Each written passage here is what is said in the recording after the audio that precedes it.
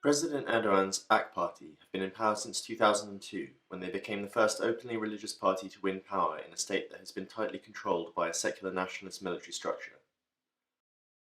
Erdogan had been mayor of Istanbul and was briefly jailed in 1999 for reading an Islamic poem which was seen as threatening to Turkey's secularism. This gave him a victim status and increased his support even among moderates.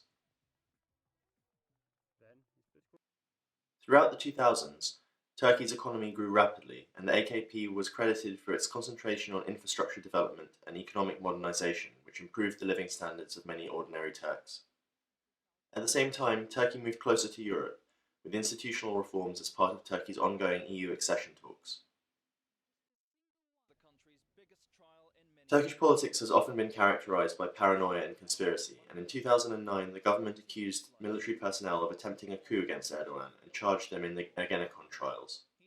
Following this, Erdogan showed his control over the military and was free to impose his own authority.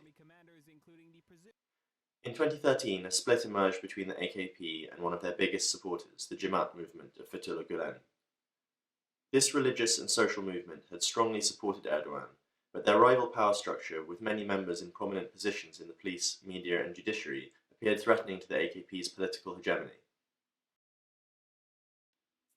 Leaks of phone conversations involving Erdogan and his clique, allegedly showing high-level corruption, were released, and the government began to prosecute and arrest anybody related to the Gulen movement.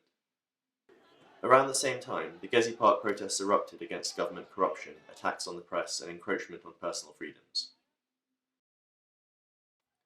Following the Gezi protests, the HDP, a pro-Kurdish party, made a strategic decision to place itself as a progressive party, not just a Kurdish rights party. This allowed them to enlarge their support to urban liberals, who were disenchanted with the CHP, the old secular moderate party founded by Ataturk. The conflicts in Syria and Iraq also started to have effects in Turkey, with 2 million displaced Syrians living in Turkey by 2015.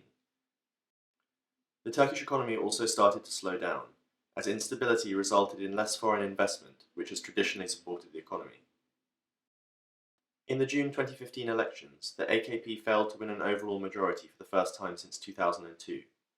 The HDP won 13% of the vote, taking them above the 10% threshold required to win seats in parliament for the first time.